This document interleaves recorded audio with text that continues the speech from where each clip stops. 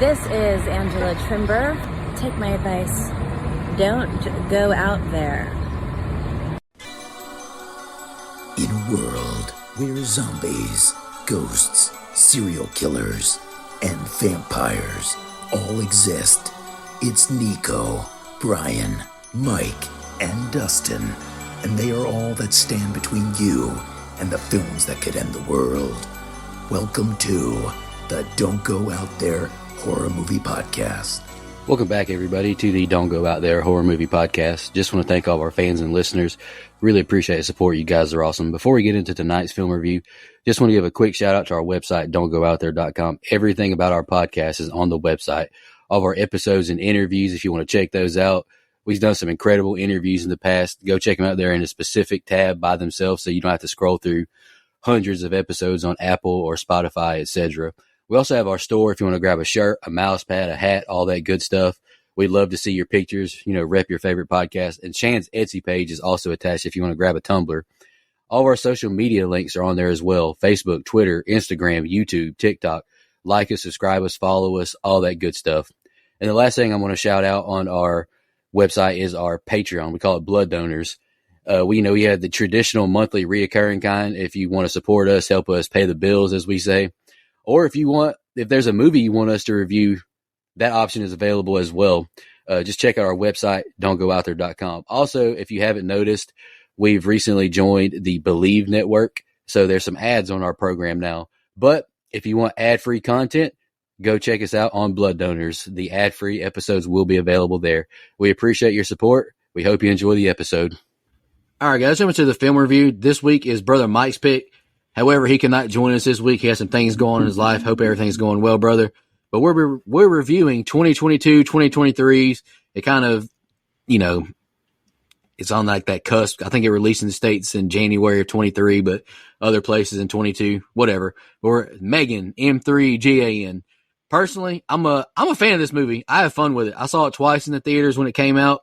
I'm a big James Wan fan. But even besides that, I just had a good time with the movie. It's fun. Kind of like a movie me and Dustin, and I know Brian's watched it recently as well, but we did a reaction to Abigail. I just have a good time with it. It's fun. It doesn't take itself too seriously. It's a little lighthearted, but it touches on some pretty deep topics and some deep subjects, which I appreciate as well. I have a good time with this movie, and shout out to the runner-up in the horror villain March Madness, M3gan. So, yeah. That's just my general thoughts. Brian, you got any general thoughts over there, brother? What's wrong, Dustin? I forgot about that shit. Get the fuck out of here. After rewatching the movie, especially. Runner-up, Satan got put out like before the Sweet 16. And we're going to have M3gan. God. All right. Y'all the ones who voted for the guy from Split to beat Black Phillip. Not me. Wasn't me. I voted for it, but it was because I said that Black Phillip would run the fucking table and it wouldn't even be fair. That was my reasoning. See, it's Brian's fault that it happened. Brian was point shaving. I'm only one vote. Why are we? What are we talking about? Brian fixed the game against the devil. We need to pray for that, brother. Go ahead. Against the devil? No, that's a good thing. The devil's going to be coming after you, though. You guys made me watch these Paranormal Activity movies and stuff. Anyway, let's move on. So you brought up Abigail. I loved Abigail, but. I don't know. So here's the thing. I mean, it's not good review talk, I know, but I just want to take you through my thought process here. I don't really care for this movie all that much, but I arrived to the conclusion because I do think that there are really good ideas here. I think it's more interesting than Chucky. It's the biggest comparison, obviously. But to me, it's very predictable. And yeah, I mean, that's not always a bad thing. I've said that before, but my biggest thing is I also don't like any of the characters. And that's kind of weird being that, I'm an IT guy and a father of a young daughter, but I just think that everybody sucks. I mean, there really isn't a bad guy to me. And so with feeling that way about everyone, I have to look at the story and the plot to get me over that hump.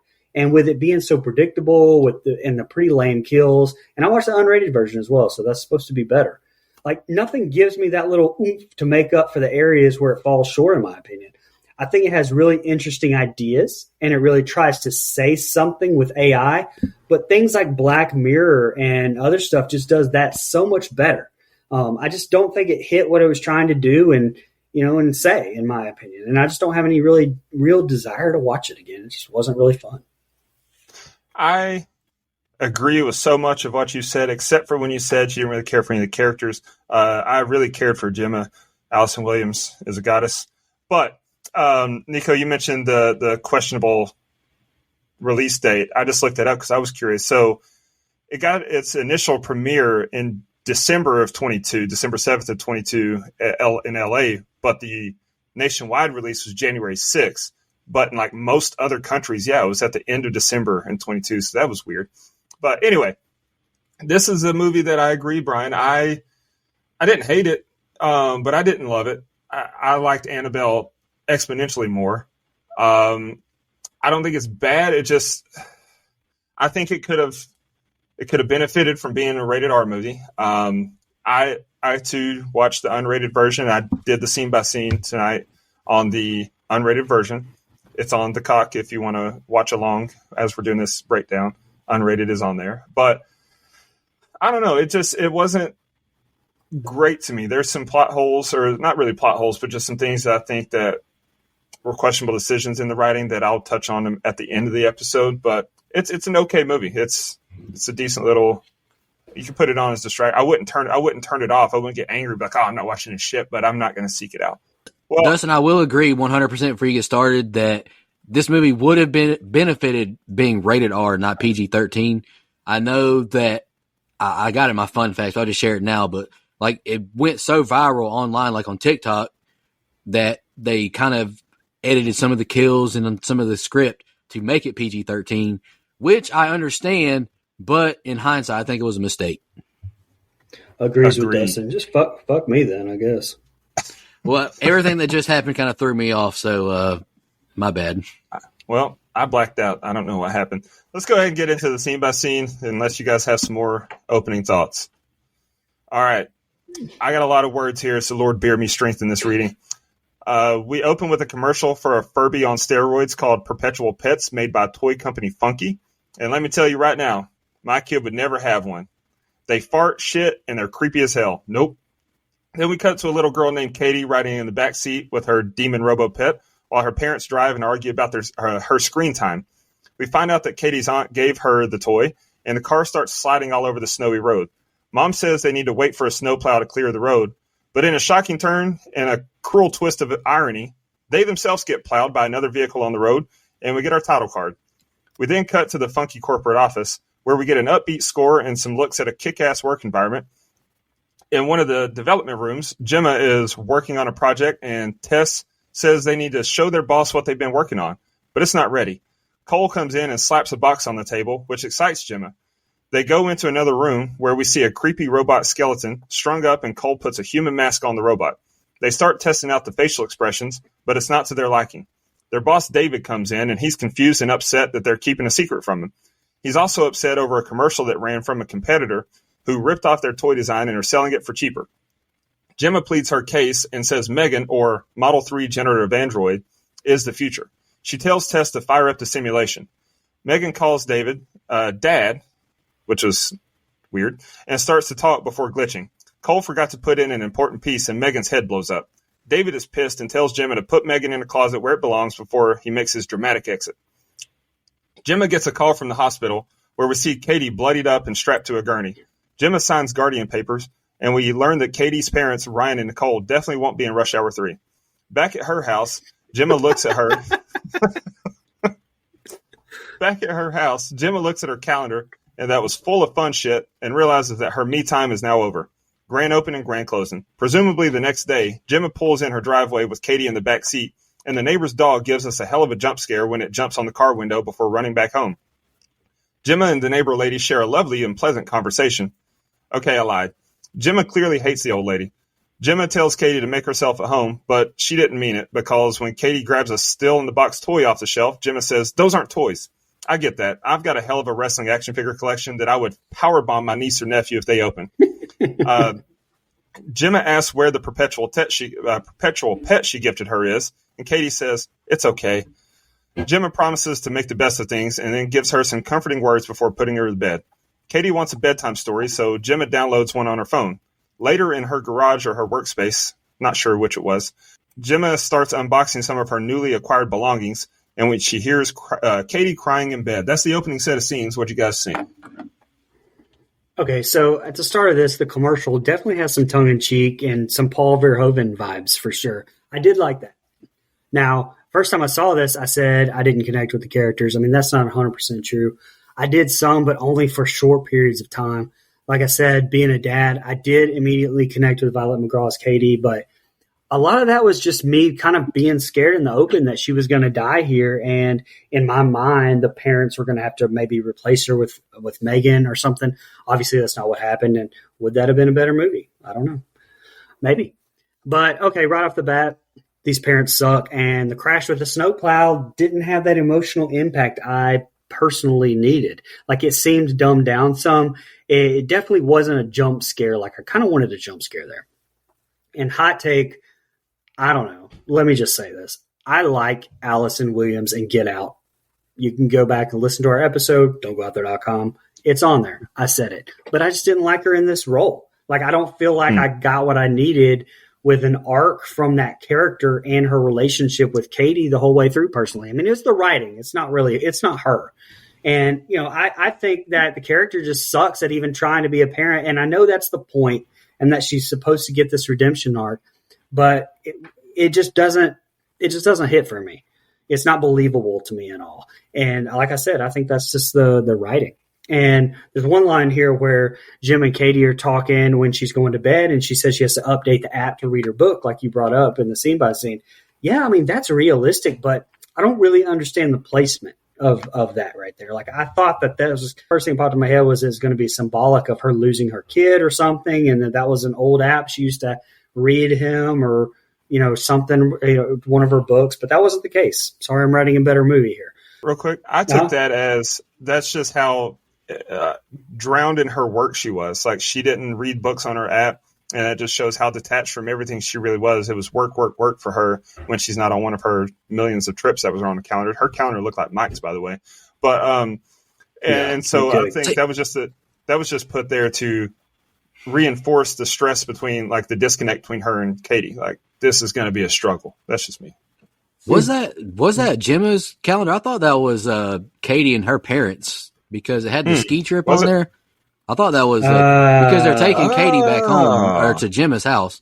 I thought that was Katie and her parents' calendar. That makes so much more sense. Okay. I thought maybe she went home and then went back to the hospital and picked Katie up or something. Okay, never mind. I'm an idiot. Go ahead. But, you know, and I'll say this again later on, especially at the end, but the movie tries to deal with really deep subjects like loss and technology nowadays and the struggle with raising kids in this world and how far is too far with AI. I mean, even attachment theory. But to me, it tries to say too much and ends up saying nothing, if that makes any sense. Mm-hmm. All right.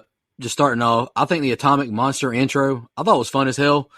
I really appreciate when studios put some effort into the small details like openings like that, like Blumhouse. You can say what you want to about them recently with their 2024 movies. They've been pretty horrible, but, you know, the intros are fun with Blumhouse. Movie starting with a commercial, I thought was fun as well. These things, like you mentioned, Dustin, these things remind me of Furbies, those horrifying little critters from my childhood. Katie's mama, I think, is tweaking. Who cares if Gemma got the gift from her company or didn't pay for shipping? It's still a cool gift, but I do understand not wanting your kid to be addicted to a screen. The parent's sudden death reminds me of The Descent. It's not as gut-wrenching, but it is out of nowhere. I did get that, you know, connection. Violet McGraw and Allison Williams in a movie together, sign me up. I love Violet as Nellie in Haunting of Hill House. You can check out our series review if you want to. And Allison as Rose in Get Out. I thought she was great in that. David, my Asian brother, is very charming and over the top in this movie. Shout out to my man Ronnie Ching. Man's career flourished after this movie. You may have seen him in numerous commercials like Old Spice. Shout out my Asian brother. Allison, as Gemma, I think she nails that corporate techie type look. Megan catching on fire in front of the boss, that'll ruin your day really quick, especially when you find out you're using funds that weren't approved to make her. Kurt, he reminds me of Glenn from Talladega Nights for right now, that positive, cheery teammate co-worker. I thought this was a heavy scene, Gemma taking Katie home after this tragedy and looking at the calendar with all the events Katie's family had planned. But I do wish Allison Williams looked a little more broken and sad at the hospital. I mean, that is your sister who just died. Lori Dungy as Celia is really good as the annoying neighbor. props to her, but for real, keep your dog in the damn yard. I can't stand that. But maybe I'm still scarred from being a mailman and getting chased myself. I really do feel for Gemma. She had her own life going, and now all of this. It's got to be a lot to take in, your niece, and somehow be the new mother figure. Katie crying in her room breaks my heart. I hate seeing little kids sad and crying. What a horrible situation for them both. Absolutely. So the next morning, Gemma is on the phone with Tess, and she tells her she's not equipped for this. She doesn't even take care of her plants. Tess asks about Katie's grandparents, but they're weird. Gemma says David will kill her if she takes more time off, but Tess tells her she needs to focus on Katie. The doorbell rings, and it's Lydia, the therapist. Lydia passive-aggressively comments that Katie's still in her pajamas, and then says she's just going to observe the two for a half hour. Katie tells Lydia that she doesn't have toys there, and Gemma offers up one of her collectible toys. She painstakingly and begrudgingly opens one, and Katie awkwardly plays with it in the floor. Gemma tries to explain how the toy is designed to work, but Lydia tells her to let Katie figure it out. When Lydia finally leaves, she says they'll just need to have a couple more sessions like this, then asks how close Gemma was to her sister, and as if she even wants custody of Katie. She brings up the option of Katie's grandparents taking custody, and says Gemma will have to make some adjustments for this to work. Back inside, Gemma tells Katie she has to get some work done, and asks Katie to hold down the fort. She offers up her iPad, and Katie asks about screen time limitations. This is a foreign concept to Gemma. She says she won't be gone long, and she'll just be down the hall. Later that night, Gemma is still working, and she gets a deadline reminder on her computer. Katie comes in and interrupts her, and Gemma apologizes for still working. She shows Gemma her drawing, and Gemma shows Katie her work progress. Katie is more interested in a robot in the corner named Bruce. They share their first moment of bonding, and Katie loves it. She wants to know how it works, so Gemma shows her Bruce's innards. She says she had a toy like Bruce, or if she had a toy like Bruce, she'd never need another toy. This inspires Gemma, and she starts cooking up some M3gan progress and emails David saying she needs another week for her deadline. Tess and Cole come over and join the party, which includes them picking out wigs. Cut to a studio setting, and David enters the room where Tess and Cole are. He asks where Gemma is, and Cole makes it clear that this was not his idea. In a test room, Gemma walks in with Katie and introduces her to M3gan, with David, Cole, and Tess all watching through the mirrored glass. David rolls his eyes, but that changes to a look of intrigue when Gemma explains to Katie how M3gan works. M3gan analyzes and talks to Katie, and the two start drawing together. David is now smiling. The paper is blank until M3gan knocks over a glass of water on it. David looks annoyed, but the water reveals a hell of a portrait of Katie, and David's tune changes. Gemma enters the room with David, and he says they need to get it in front of the board ASAP. The production cost in relation to a Tesla depends on the model, but David is all in. He says Greg is the one they have to win over, and David is excited and says they're going to kick Hasbro right in the fucking dick. That's the next set of scenes. What do you guys think? Yeah, so Lydia is one of the two characters I don't think really matter in this movie at all. Like, the whole interaction is crazy when she gets there to their house and is like, I need to observe you two. Now, just act normal. The fuck? Like, how is that really how CPS really works? Because, come on. Like, it's not real life. I mean, yeah, Gemma sucks, but this was stupid. Like, she doesn't suck that much. Like, and what the fuck, Lydia? I'm here. Roll the fucking ball back and forth like she's a 1-year-old, not, 8-ish that she's supposed to come across, 8 to 10-ish. I don't know. Probably 10-ish, probably closer to that. I don't know. The only real genuine scene here to me between Gemma and Katie comes when sucky-ass Gemma has totally forgotten about the kid until it's dark as she's working, until she walks in and she introduces her to Bruce. Like, it was a good start to some bonding that, again, I never really panned out to me throughout. I thought that was a really good scene, though. And I know it sounds like I'm just bitching and tearing everything down, but I'll also say this as well. I'm sorry. The soundtrack is odd. Like, I don't really care for it. Like, Anthony Willis did it, but I didn't feel like I'm sitting here watching a horror movie. It felt off. And maybe, I'm not sure it was supposed to, but like, there are a bunch of Black Mirror episodes that deal with the subject of rogue AI, like I said in the open. And a lot of the atmosphere of the episodes, for example, is dark and ominous, thanks to that soundtrack. And that's just not what I got here from this. All right, I agree with Tess. I do think Gemma is too focused on work, but she's got the pressure of using funds that weren't approved for research. So I do at least understand her predicament. Lydia, the CPS lady, she frustrates me. I think it makes perfect sense if someone says an item is a collectible and not for play. I mean, people have collections all over the freaking world. Lydia comes across very cold. I know it's her job to watch out for Katie, but damn, Gemma just had her whole life turned upside down too. This is an extremely Caucasian meal. Plain toast and water, just begging to get roasted on X, formerly known as Twitter. Respectfully, Katie, this is a horrible drawing, but I do appreciate your creativity. Bruce is an awesome name for a robot. This is a cool piece of technology. It would be badass at Halloween time messing with kids. Man, fuck them kids. Shout out to James Coleman. Gemma with the aha moment when Katie says, if I had a toy like Bruce, I'd never want another toy again. Megan is freaky looking and acting. I would never buy one of these for a kid to play with. It would scare me too much. It would scare me too much just having it around. I think David is hilarious in this speech. He seems like the typical boss who doesn't actually know shit, but can BS through anything. That's all I got, Dustin. Go ahead. All right. Katie and Gemma arrive back with Megan, and we hear Gemma describe Megan's features as Megan analyzes the joint. We hear that Megan is constantly researching ways to self-improve. She explains to Katie the necessity for coasters and why glasses sweat. Megan also helps Katie remember to flush the toilet and to wash her hands. The two are instantly besties, and I can't help but wonder how John's life would have turned out if Ted was this smart. Gemma finally finalized her pitch, and Tess says she's unsure of why she would want Megan to do all that stuff. She's supposed to make parents' lives easier, not take over parenting. Gemma tells Tess it's not her business and that it's important Katie and Megan get as close as possible to help their pitch. When Megan asks how Katie's parents died, Gemma tells her to turn off. But then Megan starts spouting off details about Katie. Gemma says that she didn't have time to install parental controls. Wonder if that'll, come into play later. Megan starts researching death and what it means, and Cole is freaked out. Gemma finally gets Megan to turn off, and we cut to Katie's room where she's sleeping.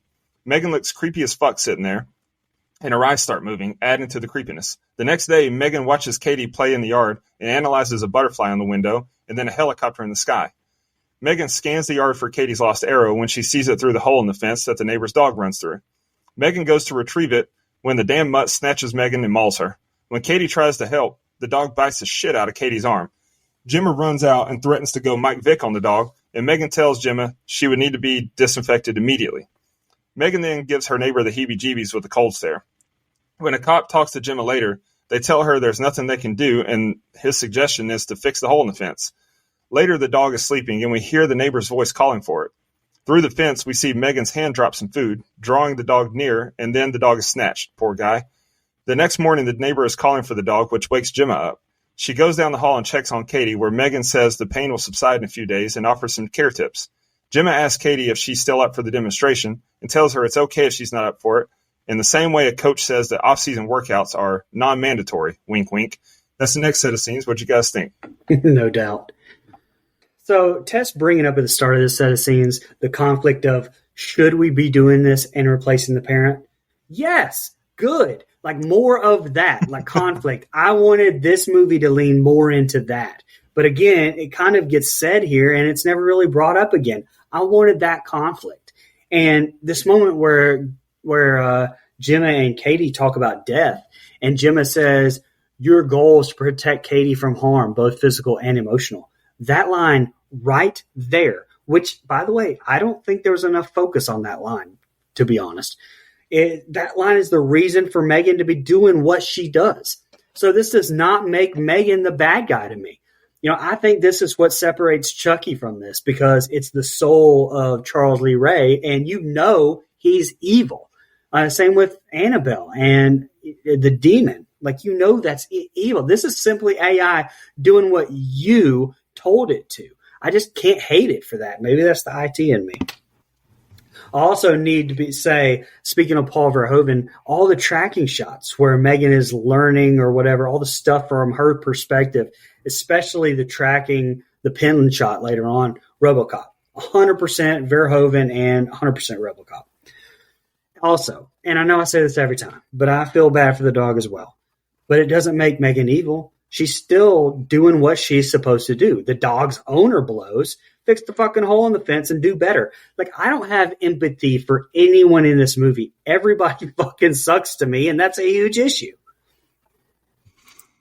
All right, I think the montage scene of Megan and the two ladies doing everyday activities is fun, and Allison Williams low-key has a good voice for voiceover. Kids not flushing the toilet or washing their hands is scary accurate, unfortunately. Gemma is the epitome of most modern-day parents, though, unfortunately. I am not a parent myself, so take what I say with a grain of salt. kind of like passing their children off onto technology so they can do other things themselves. Maybe that's insensitive of me to say, but it's my opinion. You can send all your hate comments to @DMFrank. This scene is why I'd never have a M3gan around. What's this robot talking to me out of nowhere when I thought it was powered down? Nah, I'll play it. I'd be terrified. Katie using M3gan to find her lost arrow. That feature would be clutch at the house with how often I lose my damn Roku remote. Bruh, how has Gemma not called the police on Celia already with his damn dog? M3gan giving Celia a terrifying look. Listen, man, I've already said it once. I'm going to say it again. This robot horrifies me. Later that night, I immediately know this voice isn't Celia and it's M3gan. Technology has gotten too advanced. This is the kind of stuff that actually scares me in real life, not Michael Myers or Jason. Allison Williams with messy bed hair. Whew. Low-key a turn on, but let me chill though. Gemma lying her ass off saying it's okay if you're not up to it to Katie about doing this presentation. I agree, Dustin. She's like a coach saying, you can sit out this game with your injured finger. No, you better get in the damn room and do this demonstration. Yep. All right, back at the office, David is introducing the demonstration to the board, and if I was hearing this for the first time, I'd be sold already. The curtain opens, and M3gan walks into the room where Katie is. Katie starts crying, though. M3gan asks if it's Katie's arm, but Katie says no. It's that she wakes up every day in a strange house, and that she's worried she'll forget her dead parents. Gemma looks on with concern, and M3gan asks Katie to tell her about her mom. Katie can't think of anything, but then remembers the time her mom found a cockroach in her backpack. Gross. M3gan says she'll keep that memory forever, and replays a recording of Katie's voice telling the story. M3gan says she'll always keep the memories that Katie wants to keep, and then starts singing a creepy-ass Mary Poppins-esque song. Katie smiles and hugs M3gan, and the crowd goes wild. Greg tells David and Gemma the world is about to shift on its axis. Easy for me to say. David pitches a live stream in 2 weeks so that the pre-sales for Christmas will be ready. Greg says Gemma is the most valuable asset the company has, and she may want to renegotiate her contract. As they walk off, we see David's assistant, Kurt, transferring some files on his laptop in a nefarious way. David startles him, and he slams his laptop shut, which prompts David to ask him if he's Pornhubbing in the office again. That was funny. David tells him to get something on the books for Gemma and legal, and asks about lunch before walking away. We cut to Katie and M3gan playing Thumb War when Gemma tells Katie to eat her glizzy. Gemma apologizes to Katie, and when M3gan interrupts to talk with her Thumb War, Gemma powers M3gan down. Katie doesn't like that and turns her back on. Gemma powers her down again, though, and tries to have a heart-to-heart with Katie. Katie shuts shit down, though, and she would rather talk to M3gan. Annoying-ass Lydia is back next, and she asks Katie to explain her drawings to her, but Katie's not interested. Katie wipes tears from her eyes, and then M3gan scares Lydia, holding a box of tissues. She tells Lydia she made Katie cry. In the other room, Lydia tells Gemma M3gan is impressive. Gemma tells her M3gan is a part of the family. Lydia explains the attachment theory and tells Gemma she's not sure what the endgame is here. At dinner, Gemma tries to get Katie to eat the whole pizza and not just the toppings, and M3gan explains that forcing a kid to eat could turn them away from eating. Gemma turns M3gan volume down and tells Katie that she needs to go to school, but Katie says she learns more from M3gan. Katie asks if she can take M3gan to school, but Gemma says no. Katie tries to walk away, but Gemma grabs her arm. As they struggle, M3gan says to let her go, and the lights in the house flicker. Gemma says M3gan is not to interfere with users' private conversations, and she tells M3gan to power off. M3gan asks if she's sure. Gemma turns M3gan off via remote, but when Gemma turns her head, M3gan's head turns to look at Gemma in a creepy way. At the alternative school now, Gemma tries to get Katie to get out of the car, but she doesn't want to get out without M3gan. The teacher walks over to meet Katie and gets weirded out by M3gan. The woman, M3gan, and Katie eventually convince Gemma to let M3gan go with Katie. One of the kids' parents makes small talk with Gemma, and the woman asks her son if he's warm enough, and the kid tells her to fuck off. The student gets paired off now, and M3gan looks on from the toy table. The kids go looking for chestnuts or something like that, and the boy Katie is paired with hands one to Katie and squeezes it into her palm, causing her to get pricked. Katie screams in pain, and M3gan suddenly appears near them. The boy, his name's Brandon, walks over to M3gan and flicks her in the face. He commands Katie to make M3gan talk, and when Katie tells him M3gan won't play with anyone but her, M3gan picks M3gan up and runs off. What do you guys think? The presentation at the start of this seemed a little bit odd to me. Like when she was crying, it seemed like it was part of the script for the part of the presentation. And I never really felt panic from Gemma and the crew during it. I don't know. It just kind of seemed a little weird. Like, why would Katie go off script like that? And then you add in the singing and the almost Disney music coupled with it. I just didn't like it. Now, Amy Donald, I think, did a great job portraying the movements of Megan. Jenna Davis almost threw me off there. Almost said Jennifer Davis with a Too Close to Home podcast. Jenna Davis did the voice, but Amy Donald performed any of the scenes that called for physical movement that the puppet couldn't do. On the set, Donald received movement coaching from Jed Brophy and Luke Hawker in portraying Megan's agility. And on set, Donald wore a static silicone Megan mask created by Morat FX. And this was later replaced by a CGI version of Megan's face to match that of the animatronic. And look, here's another positive. That CGI I thought was flawless. Shout out Weta FX for the CGI. But also, what was the point of the subplot with Kurt and him stealing company secrets? Like, that never comes back into play except with a Pornhub joke and Megan saying that she was going to frame him for the murder of Nico later. I mean, David, my bad. And and here we go. The only person I remotely liked in Katie starts in this set of scenes being a spoiled little shithead throwing temper tantrums that she's way too old to be throwing and acting like, an asshole. So, yeah, I'm like, discipline that fucking kid. And the last thing I'll say, and I'll shut up, if the scene with useless Lydia felt off with her making her cry and having Megan look at her intensely about it, it's because that there was a kill cut later on with Lydia, and that was supposed to kind of be the setup for making her cry during this set of scenes. And yet, Lydia goes nowhere in this movie. But I do really love the whole attachment theory thing here, and Lydia's trying to tell her that she doesn't understand the end game with the doll, and how does she expect her to grow? Again, something that I wish was explored a little bit more is all. I'm David, huh? All right. All right. Bad. Speaking of David, my Asian brother, bullshitting at an elite level to these board members, Flourish King. This would be an awkward presentation to watch finding out about Katie's parents dying. Jesus. However, Megan nails it being the friend for your kid. I know David is doing the Tiger Woods fist pump in his mind, seeing the board members reacting so emotionally to Katie and Megan's demonstration. And, well, everything cool I said about Kurt earlier, you can flush it down the toilet. Thieving ass snitch bastard trying to leak Gemma's ideas. Katie got snappy and an attitude quick, didn't she? Like you mentioned, Brian, with his damn attitude. Kids are something else, aren't they? That was quite the sassy face she made at Gemma. Megan appearing out of nowhere. I'd be terrified if I was Lydia. Now is the time Lydia should be critical, not earlier when she's talking about collectibles, which I appreciated. Hot take, in 2024, Katie needs a butt whooping. I'm not saying you should beat your kids by any means, but yeah, it worked on my generation. Props to Akilah Cooper and James Wan for writing a believable kid. I've seen my niece and other kids her age get very, very angry when you take their phone or iPad from them. It's like they can't even function without them. I got a chuckle out of the lady not able to open the jar, but Gemma immediately can.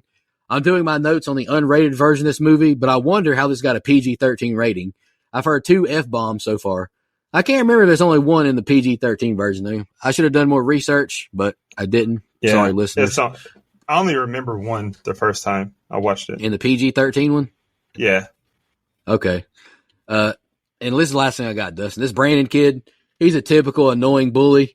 Buddy picked the wrong kid to mess with, though, which we'll touch on in the next set of scenes.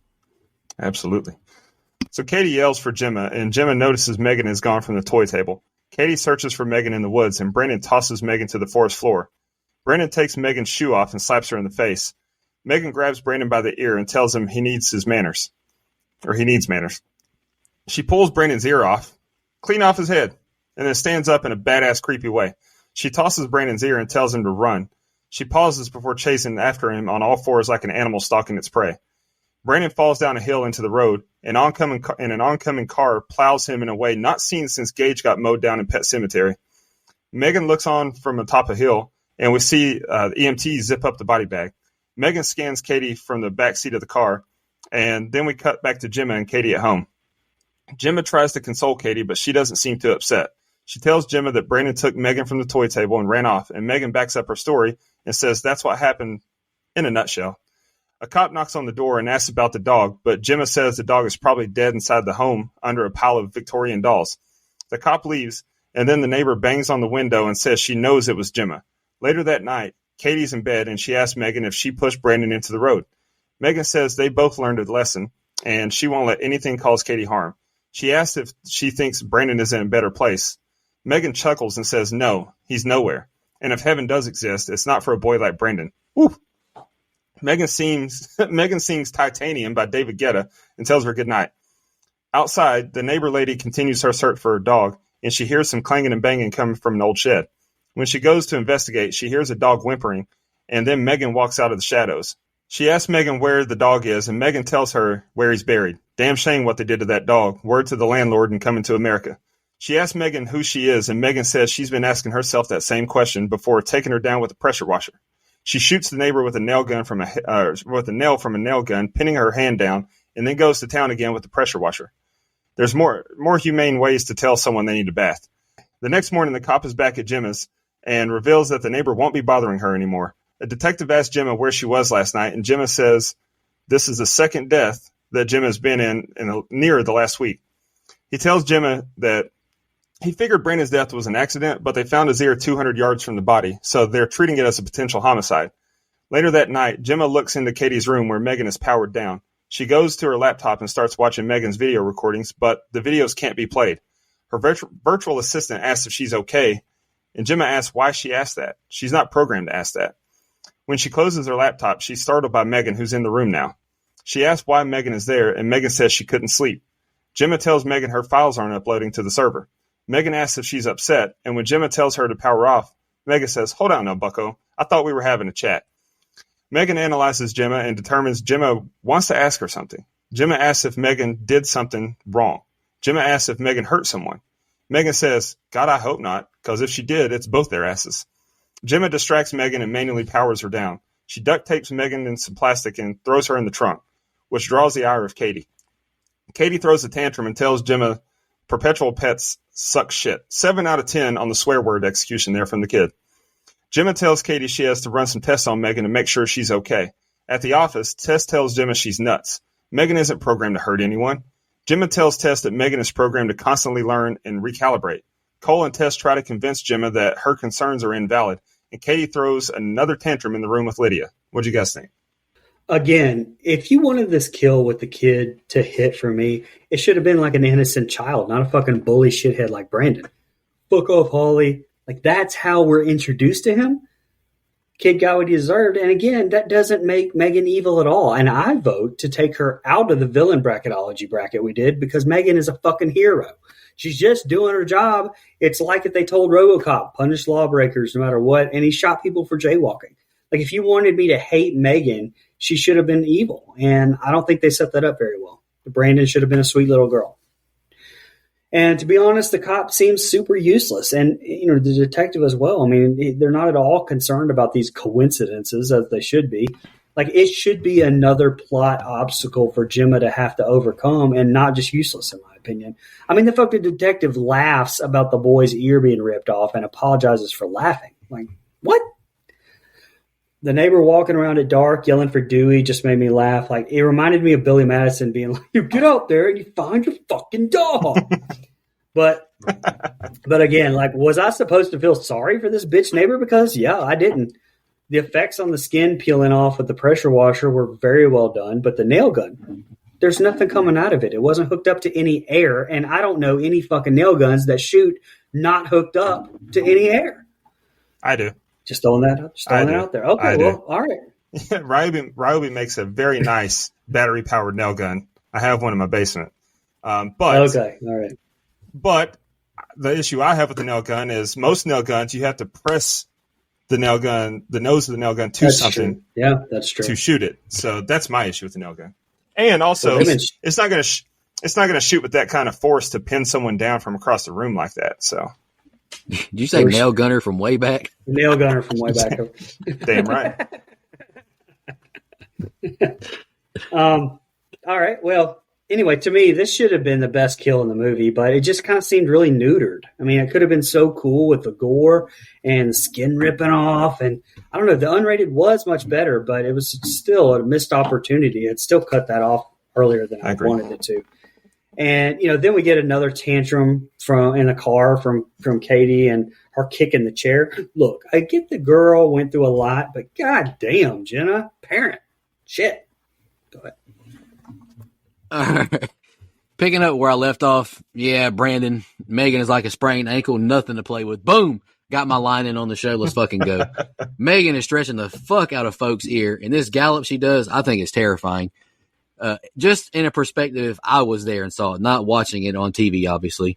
This is the part where you run. Put some respect on M3gan's name. There's a reason she got runner-up in DGOT March Madness. Brandon is just a kid, but it's hard for me to feel sorry for this little asshole. I agree, Brian. He's not likable at all. And I wrote LMAO. Gemma is terrible at this parenting thing. He's in a better place now. I thought that was super unfitting. You could have gone with a better line there, but it's fitting for her character, I guess. Cop gives M3gan kind of a creeper look, but I'll forgive it, assuming it's simply fascination with a robot. M3gan is cold-blooded. If heaven exists, it wouldn't exist for boys like Brandon. Like you mentioned, Dustin, I was just like, goodness. The titanium scene, it got a chuckle out of me in the theaters, but I actually like it now. I think it's a great song. Shout out to Sia and David Guetta. Celia, you need to run as soon as you see M3gan stand up. Holy shit, a pressure washer would be a horrible way to die. Y'all know how painful that would be? Like, that shit would hurt so bad. And Allison Williams said that was one, like, she watched back on and, like, the gore bothered even her at this point. Like you kind of mentioned earlier, Brian, like the cop's not being serious. I thought he was hilarious with his cadence speaking and joking he shouldn't laugh at the kid's ear being ripped off. I thought it was funny, but you are right. They should have been more serious. Gemma, in this moment, needs to be thinking of M3gan's demise. This robot is damn terrifying. It's a good call to duct tape her, but damn, Katie is working my nerves now. This is what happens when a kid gets addicted to technology too early in life. Cole and Tess are fun supporting characters. I got a chuckle when M3gan falls over and it scares Cole. I would get scared too, personally. And then this is the last thing I got. Katie pulls a Morgan Wallen chunking this chair at the window. Katie needs to get help ASAP. All right. The news is talking about M3gan and how awesome she is, and we hear the price tag is a hefty $10K. Chump change for my co-host. In the office, Gemma sees a touching video of Katie talking about losing her parents and how much she loves M3gan. And then David says M3gan could be great for all kids, even the ones who don't have dead parents. What a wordsmith. Katie is still throwing a tantrum with Lydia. And she grabs a pair of scissors in a threatening way. When Gemma comes in and tries to take them away, Katie bitch slaps her back to Bangkok. Gemma asks for a moment alone with Katie, and Katie apologizes. She says she just gets crazy without M3gan. She asked for just 10 minutes with M3gan, sounding like a crackhead. Come on, man, just one hit. I swear that's all I need. She says that when she's with M3gan, she doesn't feel like this. And Gemma says she should feel like this. She's an orphan now. She tells Katie M3gan was not supposed to be she was supposed to be a distraction, not a solution. They share a touching moment and suggest they go home, but Katie says, what about the launch? Elsewhere, David is freaking out because the room isn't filled with people, and this doesn't need to be an online launch. He gets annoyed at Kurt suggesting to bring in kids for the launch and tells them to get a fucking kombucha. David asks where Gemma is, and we see her getting in the car. She calls Tess and tells her she's taking Katie home. She tells Tess they can't go through with it and not to let M3gan out of the box. But we see that's not really Tess she's talking to. M3gan is manipulating the situation and playing imposter. Tess grabs her phone and sees Gemma's name and looks confused.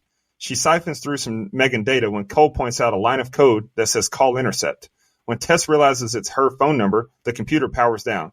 Tess sends Cole to unhook M3gan from the cables, and he cautiously approaches before jabbing M3gan in the head with a pole. When M3gan doesn't react, he goes to unplug M3gan from the matrix. When he pulls the last cable, the computer powers back up, and Tess alerts Cole. Too late. M3gan grabs Cole and hangs him with the cables. When Tess goes to cut him down, M3gan stabs a flammable gas container with a screwdriver and makes her escape. Cole asks what the smell is, and boom goes the dynamite. Big explosion, and M3gan walks down the hall as an alarm sounds. David calls Gemma and leaves her a voicemail, freaking out because they have no doll for the presentation. As he turns the corner, though, he sees M3gan, who does her best TikTok dance routine and grabs a blade from a paper slicer. David runs away, and M3gan stalks him in a way that would make Jason Voorhees proud. David runs for the elevator, where Kurt is inside, but since David was such a dick to him earlier, his assistant is in no mood to share a ride with him. He tries to close the door, but David is able to stop it before he can pry the doors open. M3gan stabs him in the back with the blade. Nice blood splatter on Kurt, who cowers down in fear. He asked Megan how she could kill someone, but she says she didn't. He did. It's understandable because everyone treats him like shit. And when David found out Kurt was selling company secrets, it got ugly. She paints the picture of a murder-suicide and then slices Kurt's throat. The next scene is the ending. What do you guys think? Kurt's plot literally makes there's no reason to have it in this movie. But anyway, then we get Katie holding scissors about to go Jamie Lloyd on Lydia. And look, Lydia sucks, but oosh. But then she slaps the shit out of Gemma with no repercussions? What? And then I'm supposed to believe that the moment following where like we're supposed to see this bond between the two of them blossoming. And to me, it just really fell flat because of the build up and what her slapping her just out of the blue. And honestly, I don't really buy any explanation you give me for Gemma not being at this meeting. Like it feels like the end of a Hallmark movie where your hero just throws away everything to choose love. And I just don't buy it. Like she didn't even answer David Nico's call. Weird. The stuff with Tess and Cole had some decent tension. Finally, a soundtrack that felt like horror, and I really liked it. But to me, it went by too quick. They didn't stay in that moment too long. And the techno song they picked to show Megan walking through the hallway like Spider-Man 3 kind of felt out of place. And again, with the dancing, I don't know, man. I don't know. I didn't feel any terror there. I'll say right now, David's Gill was my favorite in the movie because it actually, showed it, and I really enjoyed it. Man, my man is hating on the dancing. I love that shit, man. That shit went crazy on TikTok. But I know you're not on there. You're probably still trying to figure out Exactly. the YouTubes. Still trying to figure out the YouTubes. The Tic Tacs. 10K for a Megan doll. It's crazy, the notes that we take. Goodness, that thing better cook dinner and wash the car. I'm going to have to ask Dustin or Brian for a loan to get my niece one of these. Violet McGraw does a fantastic job while she talks about Megan in this interview. I love her so much. I think she's such a great young actress with a bright future. David continues to be charming in a douche way. She's not surviving. She's thriving. This guy, he's something else, isn't he? Katie smacks the shit out of Gemma. After that and grabbing scissors, she needs to be punished big time. She needs to go to rehab, for God's sake. Touching moment between Gemma and Katie. It seems like the lights turned on for Gemma about being the role model Katie needs. If I'm Cole or Tess, I'm immediately terrified of Megan finding out she hacked my phone and shut the computer system down. I'm probably alone in this. I'm in this together by myself. Some may find this cheesy, but this shit kicks ass me. Megan hanging Cole, causing the fire, the music, the dance, scaring David. I think it's all fun as hell. This scene got some incredible marketing on social media. The Megan dance was all over the Tic Tacs. Great job of them. I hate to see my Asian brother David get killed, but Kurt deserves it, little weasel. And damn, what a good throat slash. I thought the blood looked really good coming out of his throat. All right. So Megan arrives at the presentation now, and when a guest looks in the elevator, she's horrified at what she sees. 2 dead bodies. As the crowd panics and screams, Megan slips out the door and commandeers a car. At home, Gemma checks on a sleeping Katie before heading into her bedroom. She hears some music and heads down the hallway, where her virtual assistant is non-responsive to her request to turn the lights on. First world problems. Having to walk through a dark house because your virtual assistant can't turn your lights on? Imagine. Must be how Brian feels. She looks out of the window but doesn't see anything. And when she turns around, she sees Megan playing toy soldiers on the piano.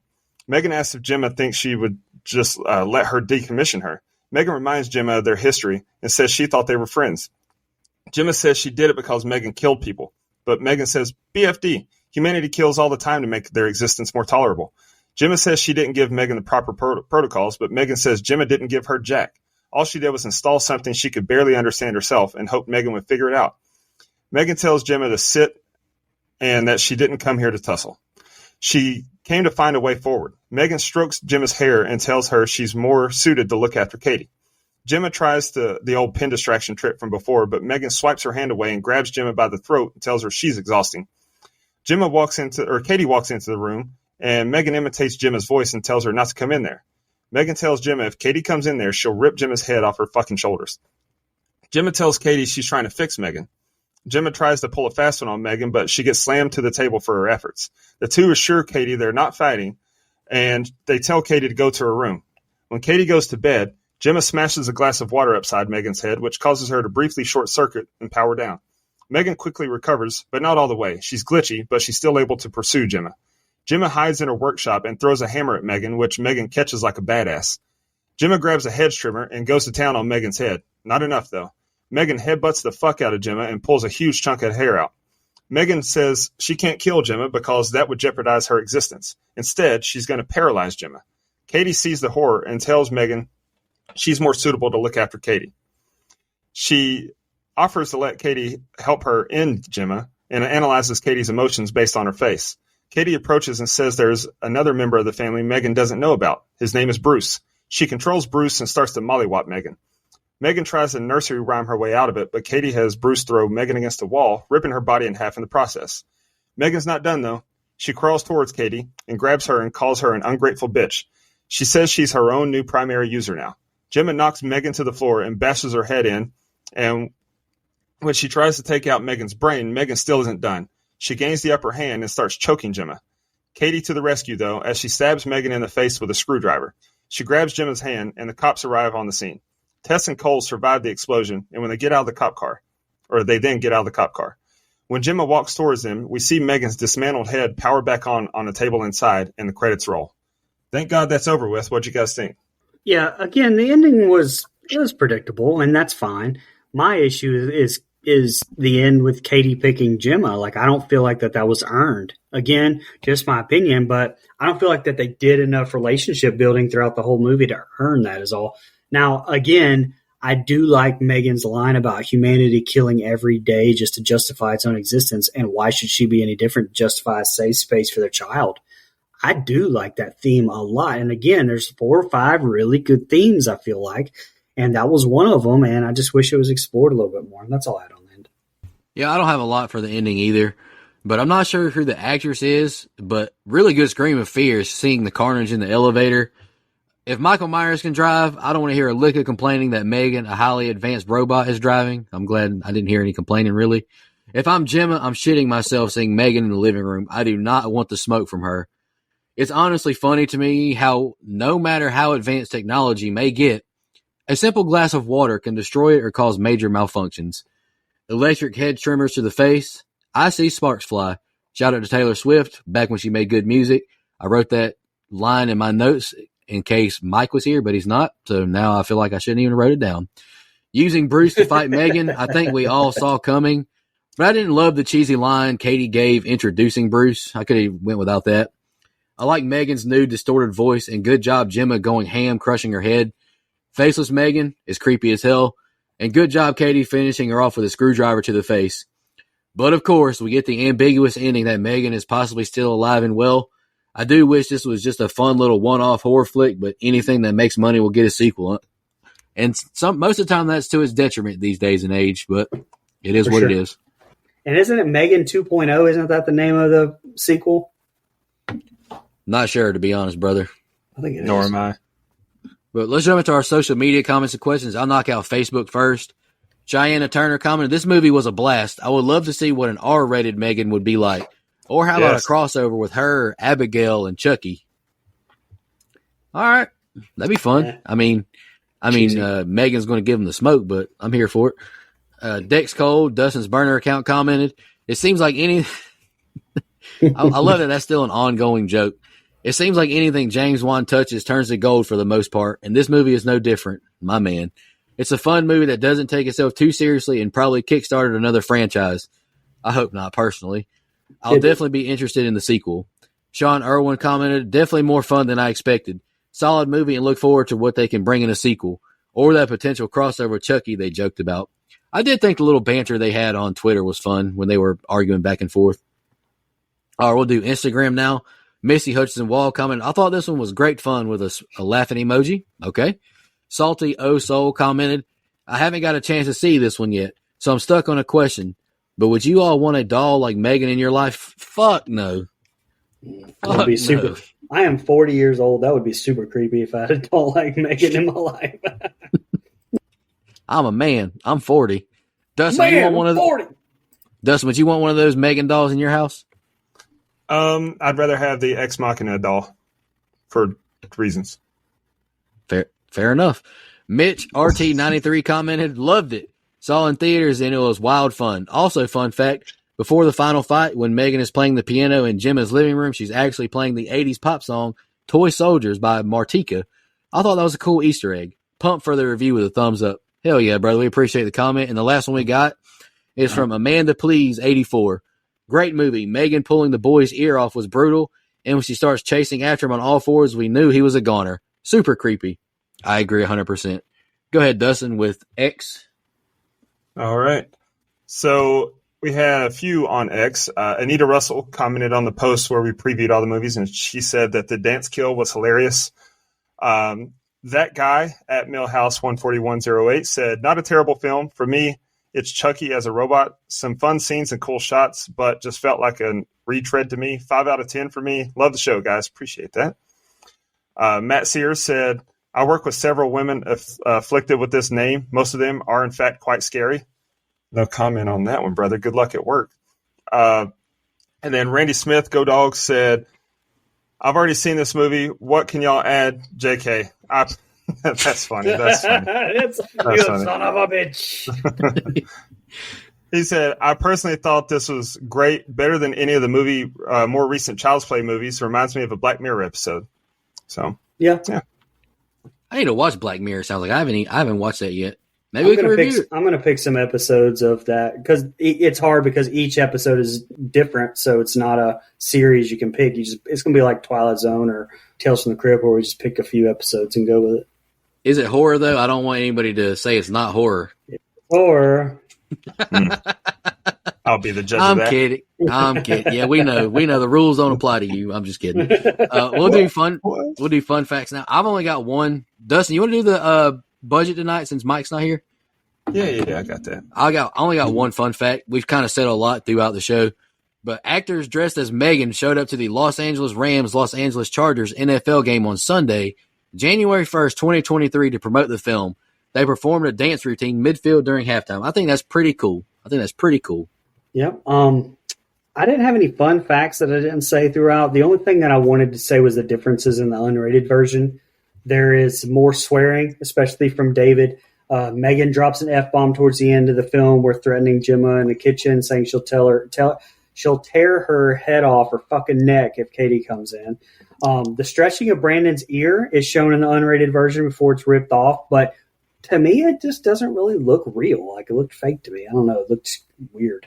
Anyway, and the neighbor's power washing scene did show the face actually being ripped off some more, but again, still felt neutered. The PG-13 one is not even close. Yeah, I agree. The budget was estimated $12 million, and the gross worldwide was $180,089,109, or Nico's quarterly salary. There's just so many strays being thrown around about salary this episode, I noticed. It's crazy. Pocket watchers, man. I had to get my clip back. It was funny just reading through my notes after all of us had thrown shade at each other's money. It was funny. It was like damn, I threw them too. But so what can I say? Anywho, I'm just living life over here. Anyway, let's jump into our favorite kill, least favorite kill, and the rating. I'll go first. Fuck it. We ball. Favorite kill. I'm going to go with Kurt in the unrated. I guess maybe it's different. I don't know. I didn't research it. I was lazy this week. I'm sorry. Please don't write any bad Apple Podcast reviews for that. But throat slash with all the blood coming out, I thought it looked really good. But I thought Celia's kill with the pressure washer was good as well. Least favorite kill, I'm going to be lazy and pick the dog. I'm going to pick the dog. Even though the dog was mean, it was the owner's fault that the dog was like that. I have fun with this movie. I think it touches on some really good, deep subjects in a playful, fun way. I don't want to sound like a pretentious dick when I say this, but I personally feel like comparing Megan to Annabelle or Chucky isn't fair because they're possessed by souls or demons. I think this is just a robot gone mad, or I guess you could compare it to like the Child's Play 2019. That was kind of like a robot that went rogue because the factory worker made it that way. But I don't think it's like Chucky at all. I think it's just easy to say they're both dolls or whatever. But I think this movie it's just fun. I have a good time with it. Y'all gonna probably think I'm sacrilegious, but I gave it an 8. Ooh, okay. Let me go ahead and knock mine out then real quick. Favorite kill for me was the neighbor. just because, yeah, I agree with you, Brian. It was neutered, and I could have stood to see more gore. But death by pressure washer, man, that's gnarly. Least favorite kill, I said, does the dog count? Because the dog didn't deserve it. If we're talking strictly humans, though, I'll go with Kurt's bitch ass. Yes, the throat slice looked good, but he couldn't even die with dignity. Just cowered down and got his throat slit like a hoe. What a punk. My final thoughts in the rating. So I think it's a decent, fun little movie. I didn't love it, though. I think they could have won me over with more gore and making M3gan much more threatening. I think the whole subplot between David and Kurt was so unnecessary, too. Like, it would have been much more worthwhile had a competitor actually got the drop on Funky as a result of Kurt selling the info and been confronted by David, but none of that happened. Felt like an abandoned storyline. Also, I'm not sure how Gemma didn't get arrested. I know M3gan did it, but as the creator of the robot, is she not at least partially responsible? Anyway, it's an okay movie. It's like a modern-day Small Soldiers, but Small Soldiers was much better. I give it a 6.5. Higher than I thought you'd be, personally. Ooh, wow. My favorite kill should have been the pressure washer scene, but I did go with Nico. I mean, Dave's kill. Now, least favorite kill, I picked the dog as well, Nico. So I'm fucking. We're going to lose every listener we have this week. Why? You're Asian. It's okay. And look, I don't really have a lot to sum it up with here. What I'm going to do is repeat the line from my first set of scenes here, where the movie tries. Like, it tries to deal with these deep subjects, like you said, like loss, technology nowadays, the struggle with raising kids in this world, how far is too far with AI, even attachment theory. But to me, like I said, it tries to say too much. And it, with its predictable plot, its convoluted characters. Now, the acting is well done. The cinematography for Gerard Johnstone is well done. So I'm going to give it a flat 5. Oh, okay. So with that, we don't know Mike's score. I assume it was going to be high because he picked the movie, but the three of us comes out to a 6.5. IMDb, I mean, we're right in line. 6.3 is what they've got it at, so that checks out. But Rotten Tomatoes, this movie's certified fresh, 93%. What the fuck are they? What did they watch? We must have watched a different M3gan. Hell yeah, brother. I do want to give a couple more qualms before I just move on. I don't want to seem like I think the movie's perfect. I agree 100%. The movie is neutered. It should have been a rated R movie. I understand where they're coming from when they saw that it went really viral on TikTok with kids. I get it, but like the kills would have been a lot better if they were more graphic. I agree 100% with you, Brian. The ending is predictable, and I do think Katie's line about introducing Bruce, pretty cringy. Wasn't a huge fan of it. But I just love Violet McGraw, Nellie, young Nellie, love that girl. And I like Allison Williams a lot too. I think they both acted their asses off. But let's shout out our blood donors. I'll announce my pick for next week. Camper level reoccurring Nina, Michelle Mirza, the Horror Movie Crew podcast, Alex Seligson, and Michael Evans. It kind of blows my mind that we have 8 more camp counselor reoccurring blood donors than we do the camper level. But hey, I ain't mad at it. Edwin Hernandez Gunn, Joe Swinford, Shan, Adrian Aiello, Brian Samick, Andrew Ferguson, Matt Strickland, Brooke Maley, Thorne David Phillips, Heather Superdoc, Jennifer Davis from the Too Close to Home podcast, Dana Tucker, and Cole McAlexander. We really appreciate y'all's contributions. It does take a big burden off of us. And I was chit-chatting with Cole the other day in the DMs, and I thanked him for becoming a blood donor, and I was like, for real, brother, like that money does not go in our pockets. Right. It goes into paying for, like, this show is not free. Like, we have to pay what we record our episodes on, our website. What else we pay for, Brian? Audio, or not Audio Boom anymore since we're Believe, but the website costs a lot of money. It's not free, so we appreciate y'all's contributions. My pick next week, I went with a new release, 2024's Late Night with the Devil. I'm a huge fan of this movie. I'm going to go ahead and say it now. I think it kicks ass. I'm excited to review it. It's got some hot topics with AI as well. Personally, I don't want to sound like a dick, but it didn't bother me that much. But, I understand where people are coming from with AI and not wanting artists to lose their jobs. But we'll touch on that next week. But Late Night with the Devil is my pick next week. I'm excited to review it. We just did an instant reaction. What was that, like a month ago or so? Yeah, something like that. Yeah, some would say this movie is overdue. Yeah, I knew that would be me. Just kidding. I had a good time reviewing M3gan. I'm excited for next week's pick, and we appreciate y'all listening. Y'all have a good one. Maggie's the villain in this movie too. Just want to remind everybody.